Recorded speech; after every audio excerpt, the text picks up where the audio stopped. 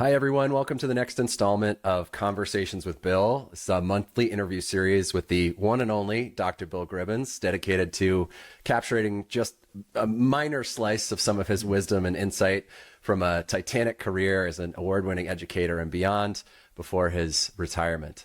I'm Ben Huggins. I'm fortunate enough to be one of Bill's former students in the Bentley HFID program way back in the day. And today we're covering a topic that we get questions about all the time, which is how to navigate a career in user experience. But I'd be remiss, I guess, if I didn't start with a big thank you to you, Bill, on behalf of the countless students and other folks certainly who've helped navigate our careers in UX. Your impact in this community and the industry at large has been just tremendous. So thank you for that. Thank you for your generosity, and thanks for being here today. Welcome, Bill. Good. It's been a blast. It's been a blast, and I always turn it back to you guys that I'm very thankful, and it's with tremendous gratitude that I've had the opportunity to work with such wonderful students over the years. Well, excellent. I was thinking maybe we just give the people what they want and jump right into some questions. Yep. Does that sound good? Sounds great. Okay, so let's start at the beginning. Let's talk a little bit about what people might first consider when just getting into the field of UX, just the very beginning of their career. Let's say I'm totally new to the field. Maybe I'm early career. Maybe I'm switching careers from a different discipline. And I've heard from many folks in this position, and certainly remember from my own experience, that for the uninitiated, when you're just getting rolling, UX can sometimes feel a little bit intimidating. You don't know what you don't know. It's a little bit of a walled garden. Maybe you don't have permission to feel like you can join the club. And that's a shame. So maybe we can demystify it a little bit. What are the traits or interests or maybe just indicators that somebody might be well suited to pursue a career in UX even before they started learning? Yeah, and I think it depends on whether you're leaning towards design or the research side of it. So I would say that particularly on the research side, it's curiosity. I mean, it's what brought me into this. Very early on, training as a designer, I was just curious about how people processed the things that I created, and to bring greater predictability to what I created, because I found it was all over the place. Sometimes it worked brilliantly, sometimes it failed miserably. So I think that curiosity about people is important, to be asking those questions. And I think that's often where products go bad, is people are not asking questions, and they're not thinking about what they're doing, that the design just kind of evolves organically. And then I think on the design side is it really is about creativity. It really is about coming up with novel solutions, and that's what creativity is. It's novelty, but coming up with novel solutions to people's problems. And again, in both of those, it's a focus on people. It really is a focus on people. So that and I think that's the thing in our program. We've always had at the core of everything, whether you're focusing on design or research, the focus was always on the people. That behavioral aspect of both of them, it's shared. Makes a lot of sense. So the idea of problem solving, the idea of understanding how people work. I feel like a lot of people can have these kind of experiences before they even start thinking about UX and say, oh my gosh, maybe I might be a UXer, without turning this into a Jeff Foxworthy bit. So that's really fascinating. So let's say, somebody kind of feels like they have the permission to start exploring this world, gotten over the hump to think, oh, maybe UX might be for me. How might I start thinking about upskilling to get more confidence in the practice? I know obviously we have intimate knowledge of higher education, but take that and maybe compare that with other ways that I might learn about UX to get better at upskill. Yeah, and I would encourage, and I do this. I encourage people. I think there's some people who know they want in, and if you have you're pretty certain you're working, in a tech organization or a service design organization, and you've worked alongside UX people, and you have a really deep sense of what they do, and it aligns with your career and life goals, then go for it. I see a lot of people, and maybe it's going to change with the job market being the way it is, but during the last 15 years where the market was so hot, where people were diving in and it wasn't right for them. So I often would encourage people to test the waters, dip your toe in the water before you dive in. And so I think this is where, the boot camps and some of the certificates out there, I think they're a good way of testing that. I mean, that's why, for 35 years, Bentley's always supported the certificate program. It was always a way for people to come in and not make a big investment of time and money, and find out if this is for them. And, if they come out of a 14-hour class, before you go in and jump into a 250-hour class, go to a 14-hour class. And if you leave that class really thirsty and really wanting more, that's a pretty good indication, rather than, making the investment of applying to a graduate program or going out on a job search and getting a job and then find out you're miserable and it really isn't for you, and you're not cut out for it. So I would say it depends on, how you're coming at it.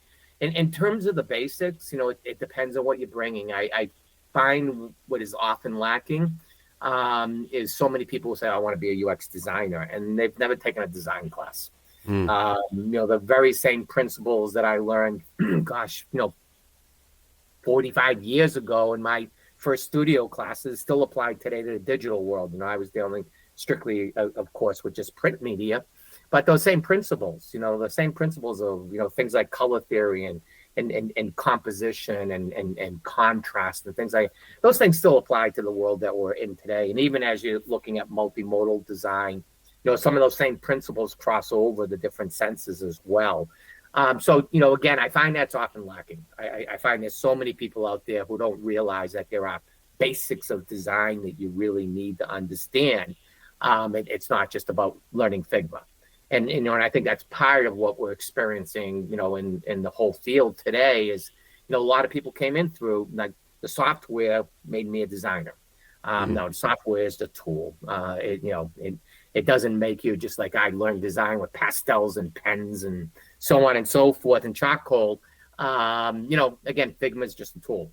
A piece of charcoal didn't make me an illustrator. So again, there's those lessons to be learned. I think for people who are coming in to, research and again, I've become a pretty loud critic of the field because I think we've strayed. I really do. And we can talk more about it if you'd like. But I think we've strayed, and it's part of what we're experiencing right now, where people come in and, again, very similar. I think there's a parallel to learning Figma and becoming a designer. I think there are people who say, I learned how to facilitate a focus group, or I've learned to conduct an interview, so I'm a researcher. Right. No, I mean, you can teach people, and this is horrible, and I think some of my colleagues will whack me in the head for saying this, but we can teach somebody how to run a focus group, maybe not perfectly, or an interview, and we can do that pretty quickly. But analyzing what we see and what we hear, that's the hard part, and that's again that deep understanding of human behavior that I find so many researchers today don't have. So, again, to take basic psychology courses or sociology courses and so on and so forth. I think, again, to have that coming into the field, you don't learn that on a job. And I think, again, this is where the field has gone wrong. And this is where the boot camps come up short. And a lot of the certificates come up short is they're teaching the interview technique. They're teaching Figma. They're teaching, how to do a focus group. But they're not doing the deep, difficult stuff. That's really fascinating. So I have a few questions about that, but the first maybe is, you're saying that folks are looking kind of for the veneer of being a UX professional without the substance, right? So behind the scenes, learning the deep foundation. I think it's even a bigger problem. I don't think they know the difference.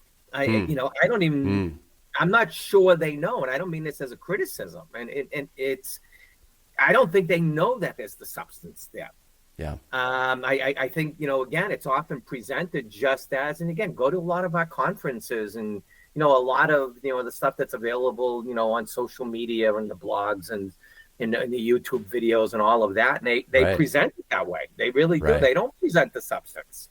I was going to ask about more self-directed learning, like the idea of, can you become a UX designer kind of on your own, sort of pulling resources from different places, or do you need some sort of structure?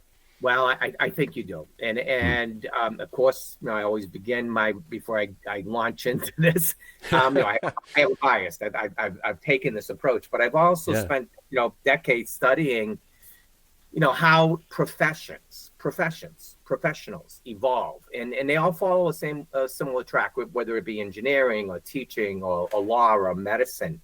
You don't learn it on a job. You don't learn it by listening to a YouTube video.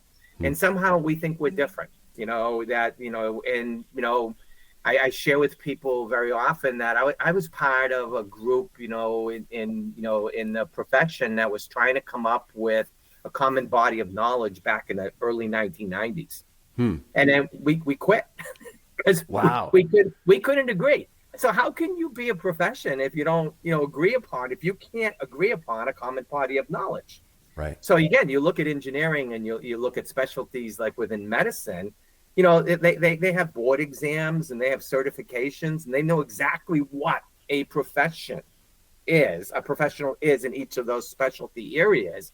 We feel you can listen to a YouTube video or, go to a 2-day conference or something like that. And that's enough. Hmm. I'm not quite sure why we feel we're special.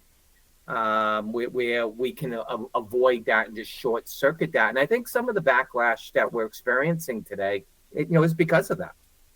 Yeah, I think we had a lot of good years here, and there's a little bit of payback going on right now out there in the tech industry.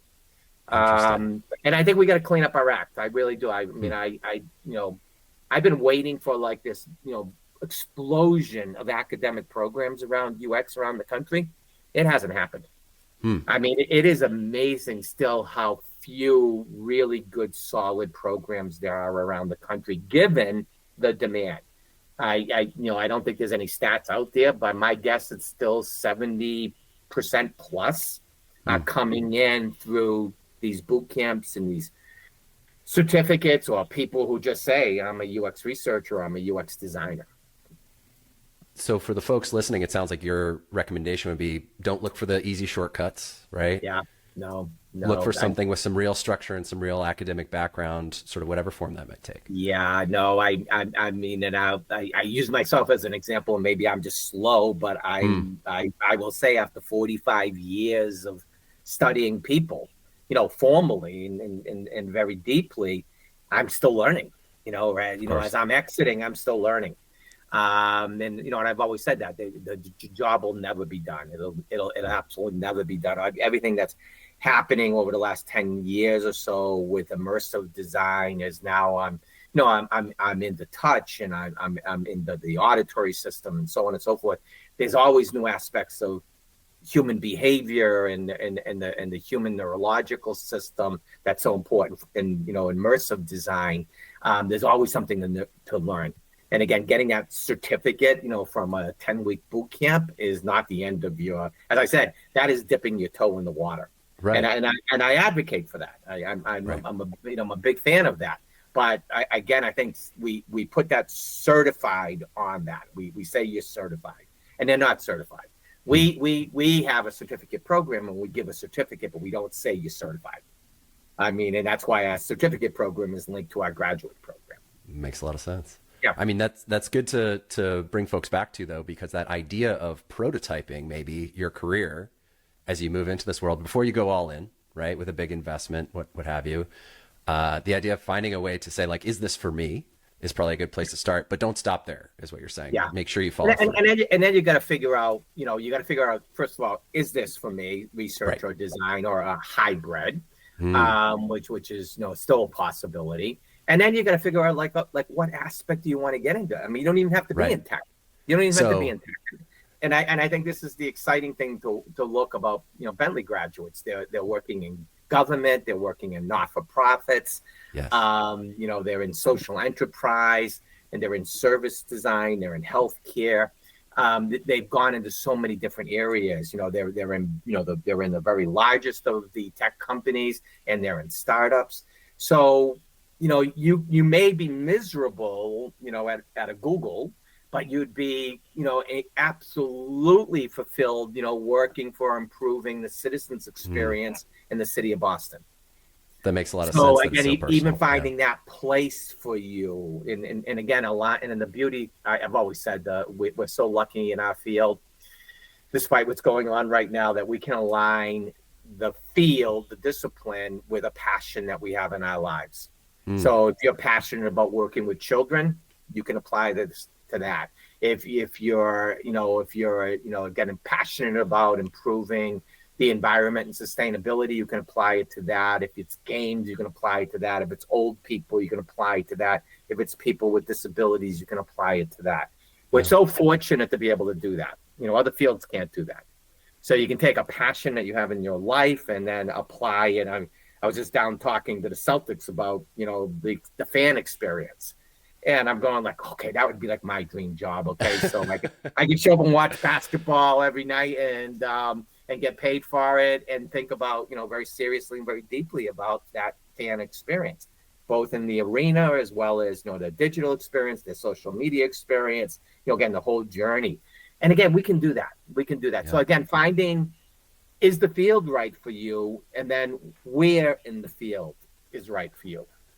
That's a great distinction, because I was curious about, you talk about the distinction between even just research versus design. I get that question. I'm sure you do all the time as well. Yeah. How important is it to know that? Let's go back to my example of just kind of getting started in the field. How important is it to know sort of upfront and going in, whether that's design or research, or maybe specializing in a certain domain or a certain type of methodology, like you were saying, versus just kind of figuring it out as you go? Yeah, and I don't think there's a set path there. So having advised, hundreds and hundreds of students over the years, everybody has to find their path, what's best for them. So somebody who's coming in with a social science background or maybe a neuroscience background, now we're seeing more of that. Again, probably the research side, that is going to be the logical path for you, but I would never put you on that path and say you can't get off. Somebody coming in, with, design background and, they went to a really solid design school, the logical path is to move into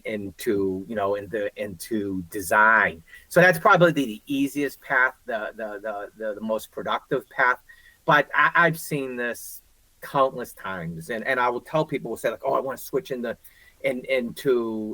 design. And they'll say like, I'm afraid if I don't have everything lined up properly, coming out of the program, if I don't immediately get a design job, then my goals are dashed. I'm going like, no, because I've seen this 100, 200 times where somebody will leave, they get a research job in a major tech organization. 3 years later, I see a LinkedIn update and they're now a UX designer.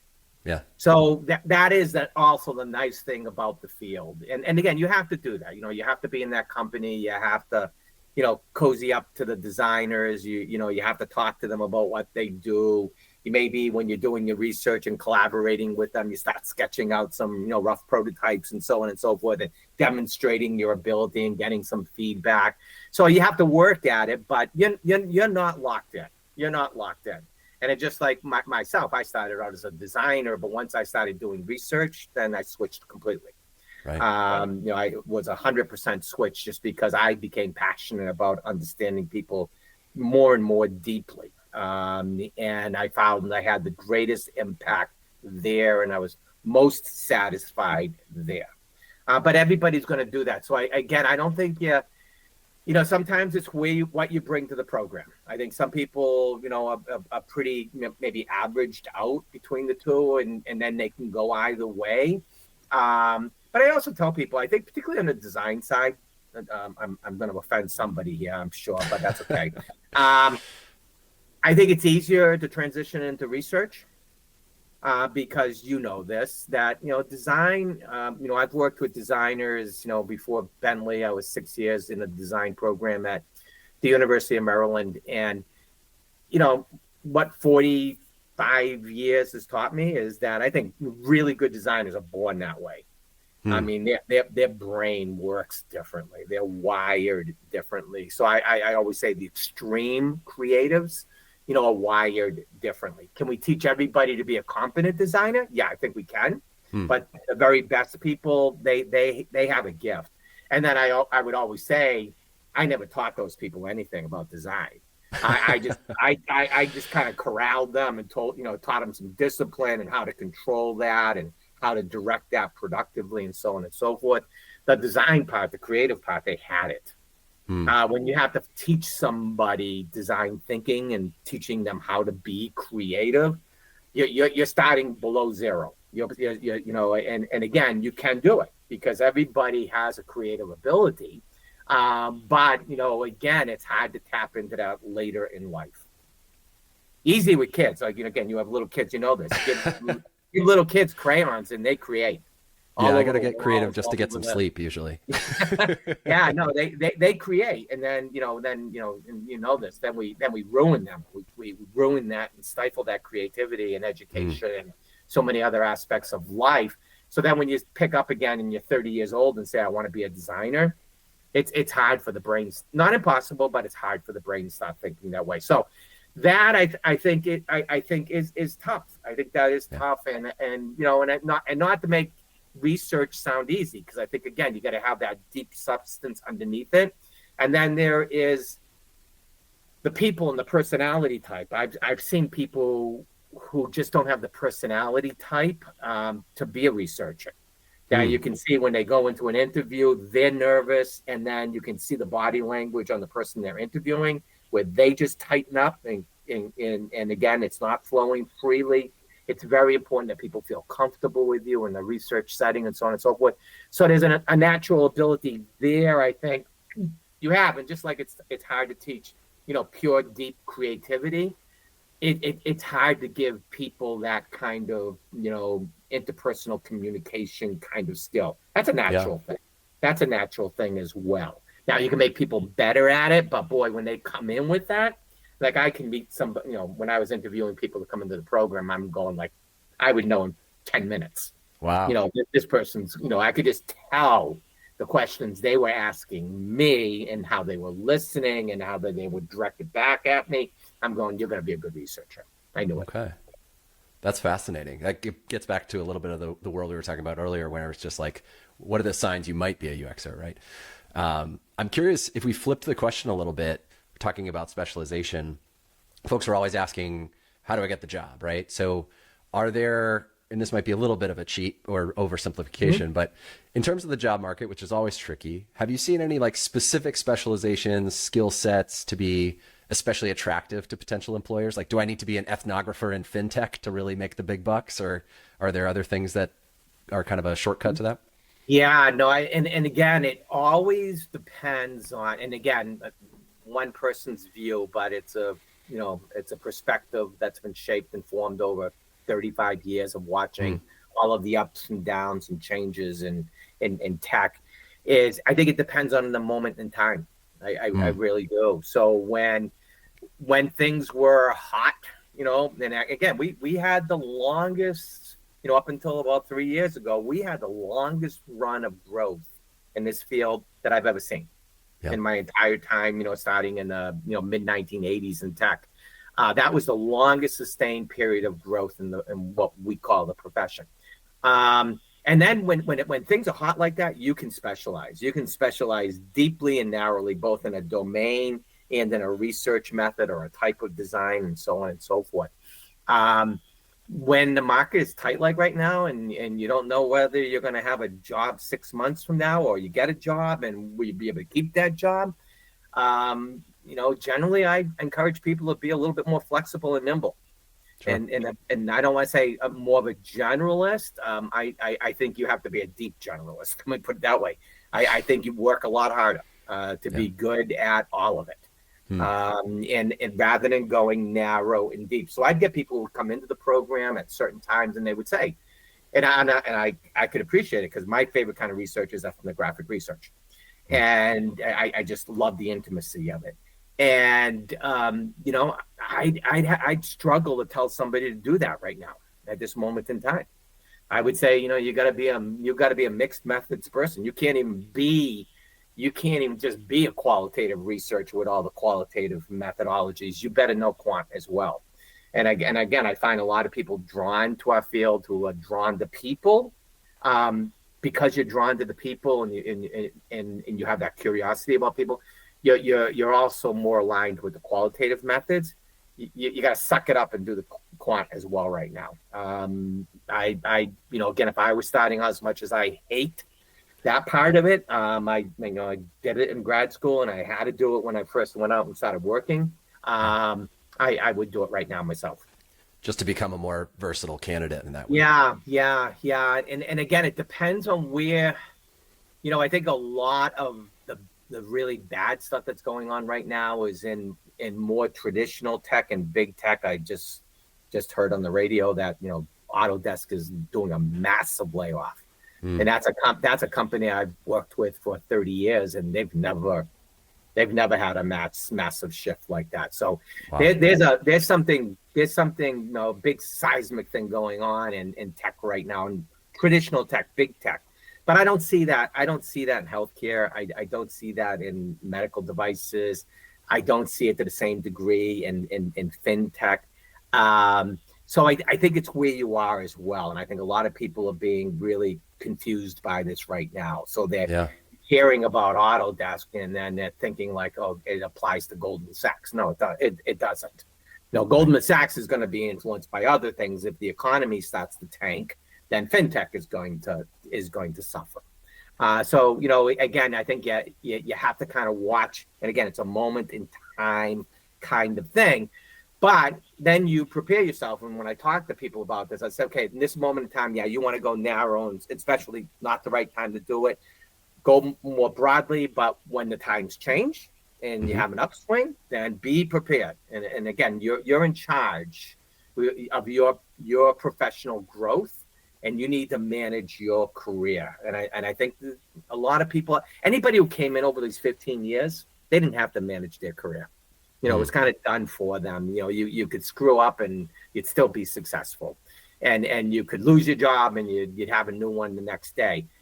When we're not there anymore. That's not going to happen for a while right now. So you need to be in control of this. You need to be managing. You always need to be asking, like, what's next? Is next a downturn in the economy? In which case, how do I adjust to that? Is it going to be an upswing? What does it allow me to do? And how does that allow me to realize some of my long-term professional goals? And always be adjusting. And again, that's one thing I always did. I always relate to my consulting work. I was always asking what's next, Right. and I wouldn't wait. So when I would ride that wave, I wouldn't wait for that wave to crash. I would always, you could never get the timing perfect. Sometimes it was too early, sometimes it was too late, but I was always saying what's next. And so while this wave is cresting, I'd be on to the next thing. I'd literally, I was talking to somebody the other day about consulting. I would literally be giving away what's next as a consulting service so I could build that experience. And then I could Wow. have it in my portfolio. Then where I was making the cash right now, when that began to dry up, I was ready to go and start charging for this new service. So How again, do you, always anticipating what comes next. yeah, exactly. And how do you either anticipate and or prepare in that way, right? Like how can folks who are navigating their career get ready for what's Yeah, next? I'm reading widely. I'm reading like, and I think this is what we don't do in our field. I don't think we do this nearly well enough. I'm reading in terms of what are the emerging technologies, what's going on in the economy. I'd be looking at demographic data. So, in Bentley, to our credit, I'm not sure if you were in the program at the time, but right now, like everybody's like, oh, let's focus on the elderly and so on and so forth and the aging. And it's a huge market. I'm going like Bentley was doing that 15, Mm. 20 years ago. We actually hosted, for 3 years with AARP, an Aging by Design conference. So that was like 10 years of my life where I saw the aging demographic.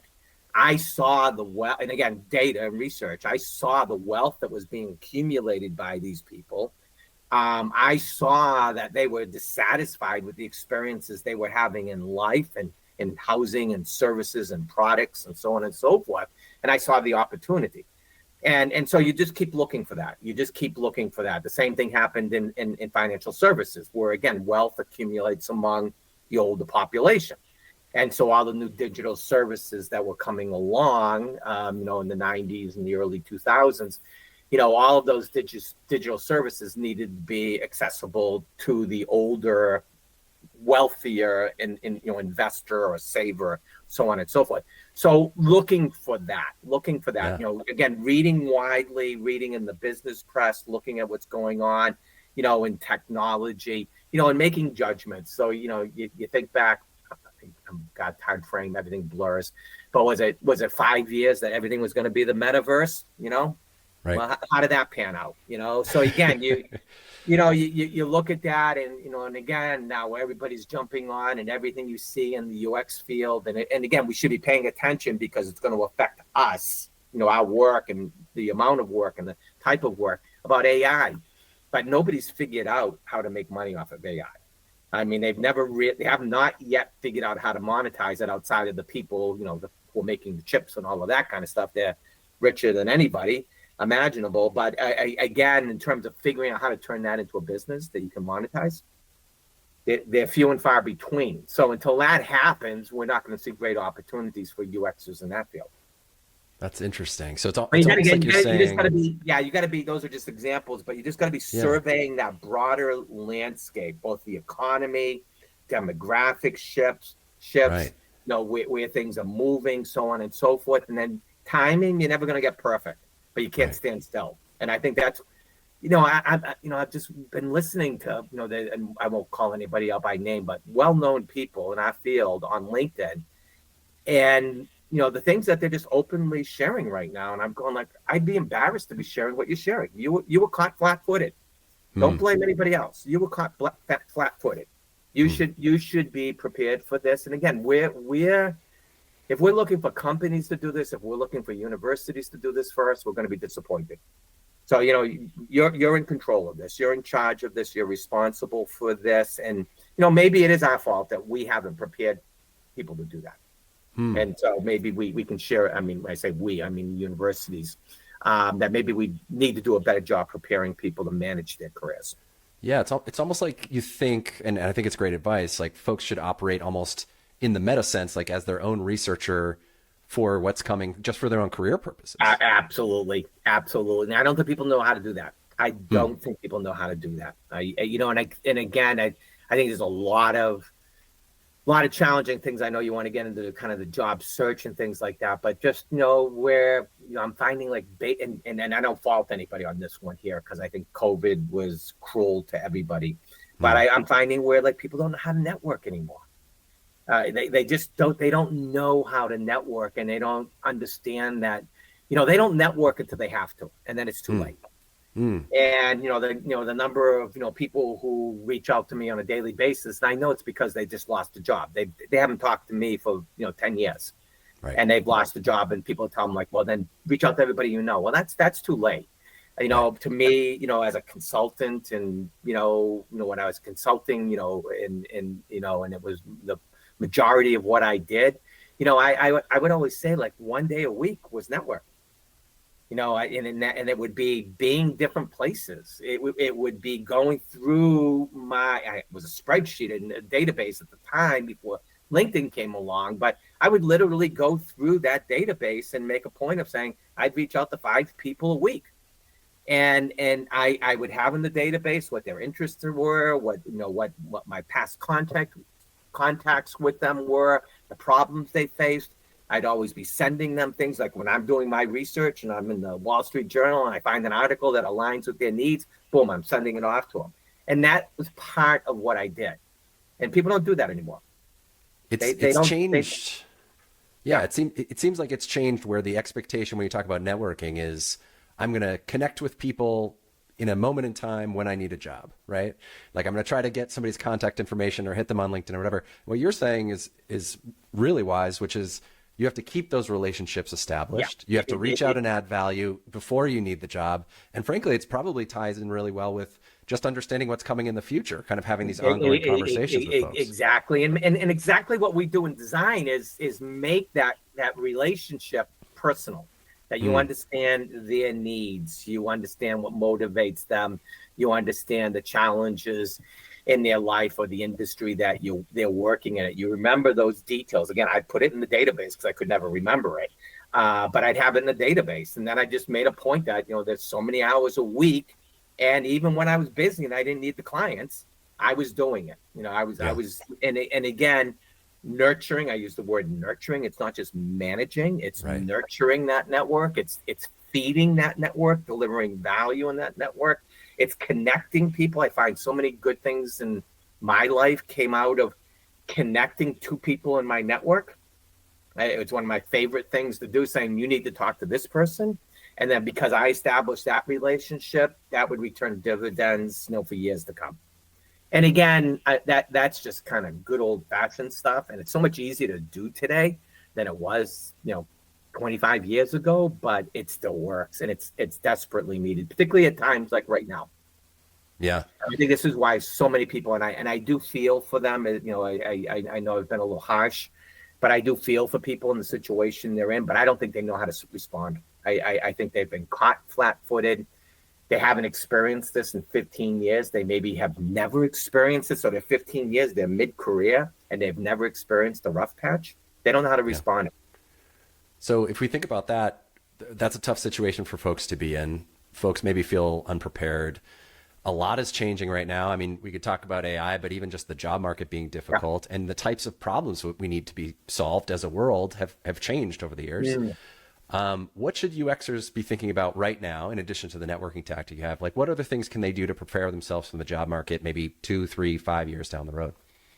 Yeah, no, what I would be doing is surveying a much broader landscape. And I think that has been kind of the good thing about the Bentley program. When I look at, the diversity of positions, that people, have taken in the industries they work in, and not even industries, sectors that they work in, I would cast a much wider net. And I'm sorry, because I know you work kind of in big tech, traditional That's okay. tech. It's okay. But yeah, I right now, there's so much backlash against, and what's going on in Washington right now is not helping. It's a rough time. It's a rough time. So I'd be casting a much wider net. There's happier places to be. If you're in a happy big tech place and traditional tech place, great. Again, enjoy it. But I think there's lots of other places to be, and I'd be surveying that. I'd be looking at, what are my goals? What are my passions? What makes me feel fulfilled? And then finding industries that align with that, then companies within those industries, and then finding the thought leaders within those companies, and then literally following them. I hate to say stalking, but I think it comes down to it. I've been, for the first time in a long time, advising students to do that, is to find that thought leader, then find out, where he or she posts and where they speak, and be there and read their stuff, and then comment on their stuff. And again, it's work. It is. We haven't had to work for a long time. I mean, we haven't had to work at it for a long time. And I think there's some people out there who didn't know they had to work at it. Because it's been, again, if all you've known for 15 years is this, then you weren't going to be prepared. I like what you said about tech and UX being so coupled right now. Like there's almost just like, well, if you work in UX, you should probably check out a career in tech also, at least to consider it. I'm going to put you on a spot a little bit. Like, what are some other worlds where UX is applicable that could be either high value or just really interesting to consider right now outside of tech? Yeah. So I'll throw one out there, and then I'll pull it back immediately. But if you would talk to me a year and a half ago, I would have said government. Yeah. I mean, I looked at some of the stuff that some of our students, and graduates were doing. We had people sitting in the White House. We have people sitting at the highest levels in the military, and see how that's gone. So again, it shows you how quickly it can shift. How the ground underneath you can shift. Is again, 18 months ago, that was always one of my go-to examples. Sure. And now that's changed. Now the good news is I don't think it's changed on the local level. I see people working in the city of Boston and the mayor's office of new urban mechanics and applying UX skills to urban problems. Immigrant schools and food deserts and policy changes, or some of the work that our students do with the legal system. Again, UX applies to all of those spaces. Yeah. It applies to all of those spaces. Healthcare is, again, I think, healthcare is going to get caught up in everything that's going on right now. But I still think there's opportunities in healthcare. I think there's healthcare and again, I look at, what and again, I don't take any credit for this. I give the students credit for this, but when we have students in innovation and research and development at Boston Children's Hospital who are thinking about the patient experience and the caregiver's experience, and not the doctor's experience, but how do we create an experience both in the place and the services and the interactions that we have with a chronically ill child in order to bring about, a positive outcome. That again, That's that amazing. experience affects their health. So we see things like that. And, and again, I think students have been very creative about finding those opportunities. It But I seems think like people, our students have always been good at it. So I think, Yeah. people who are listening to this, I'm probably preaching to the choir. That's been pretty unique. And I think it's because we recruit different kinds of people here at Bentley, not the traditional UXers. There may be some traditional UXers in the mix, but we've always attracted different people. And because of that, they think differently, and then they do this search differently. That's a really good point. And it comes back to the two things that you mentioned, where the path of a career through UX is very varied. Yep. And it's very personal, you mentioned as well. So it'd be hard to define for anybody the playbook of like the right way to have a UX career, because there's so many variables. But are there any common themes or threads that you think make for a really great career in UX, like things that are very fulfilling, or maybe as a thought starter, like as you watch former students or colleagues, what types of things have them, really self-actualized and fulfilled in their career in UX? Yeah. So, I would say, again, to be passionate about what you're doing, find out the things that really matter to you in your life. And we've been very fortunate. I rarely get somebody who comes into the program who says, my dream is to come out in a year and a half and be making 150,000. So I don't find our students are motivated by that. So find the things that really are fulfilling, and actually I think the most fulfilling things in some of those examples I just gave you probably pay the least, but you're going to go home happy and fulfilled at the end of the day. And there's a lot to be said about that. So I would say that's one of them. I think the one thing too, and I think we can probably present this in a couple of ways. I don't find a lot of people in our field, and even within our program over the years, have been tremendous risk takers. And I think it's because, particularly the researchers, we're very data driven. We're very cautious. We talk about probability of outcome and so on and so forth. So I work with, I've both taught in our MBA program. I've taught in your MBA program in Europe. And, most of those business types, that's a horrible thing to say. They don't know a thing about the marketplace. They don't know a thing about products and services. But you know what? They go out there and they take risks, and they end up launching companies, and they end up, doing extremely well and making lots of money and so on and so forth. And I'm going like, we're in a much better position to be successful, things like that. Why don't we do that? And, and as I'm staring at you, you're always my poster boy for this, because I can remember, you said I'm going west, and I'm going, oh my God, he's going to be living on the streets. And I don't know if you lived on the streets or not, but you went out there, you took a big risk, and you knocked on a lot of doors, and you worked really hard at it. And I would say 75% of the people wouldn't do what you did. And it paid off, and it paid off, and it paid off. And I always remember that about you. And and I tell this story. I don't use your name, but I say, we don't do that often enough. We don't do that. We don't do that often enough. And I think it's partially the mindset of the people who are drawn to this field that makes us very good at what we do. But again, we're teaching you, and I teach you, our job is to be, very thoughtful and methodical and systematic, and produce controlled, predictable results. And I think that maybe works against us in our own lives and our own career. And it's human nature to be comfortable, to seek comfort, right? Exactly. Exactly. And again, risk taking is anything but predictable. It's just the opposite. Just the opposite. So, again, I think it's the people who are drawn to this field and who are good at this field that has those qualities. and those qualities then kind of, run against and counter to, some of the things that we're talking about here. That's really great, Bill. I could talk to you about this all day long. I've got one last question for you. Yep. If you had one thing to say, we've talked about a lot of different themes, but basically, if you had a direct line to all the folks listening, you had one thing to say to people considering or continuing a career in UX, what would that be? Yeah, don't get discouraged. Remember why, and again, this has always served me well. Starting 45 years ago when I left the design program and said, graduate school is right for me, is because it was about curiosity, about people, and making things better for people. That's the one thing that's never changed. Is focus on people, focus on improving people's lives, enriching people's lives, delivering value to people's lives, removing pain and suffering from people's lives. Then let the crazy world around us do the crazy thing that it does. But if you stay focused on that, there's always going to be an opportunity to do that. Okay.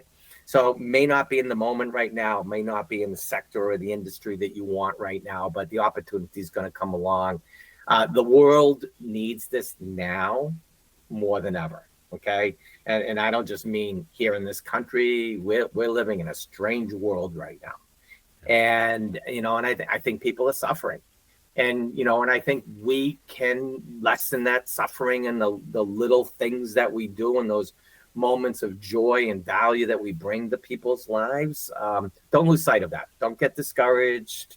And I think if you focus on that and say, okay, where's the next opportunity in that space? That space has always changed for me over the last 45 years, but it's been a constant. It's been a constant is that laser sharp focus on people. Very well put. Thank you so much for your time today, Bill. I think you've given us a lot to think about. And thank you again for all you brought to the UX community over the years. We wish you the best, and we really appreciate it. Well, thank you, Ben, and thank you for taking time out of your busy day to do this. I always I've enjoyed talking to you folks over the last several months. So thank you. Our pleasure. And for the folks listening, stay tuned because each HFID board member is going to continue these conversations with Bill every month until June 2025. We're going to explore more topics and continue to capture some of Bill's invaluable knowledge from his long career. So we will be sharing each monthly interview on the last day of each month on our LinkedIn Bentley HFID alum and student network group page. So stay tuned for that. And thanks again, Bill, for joining. Thank you.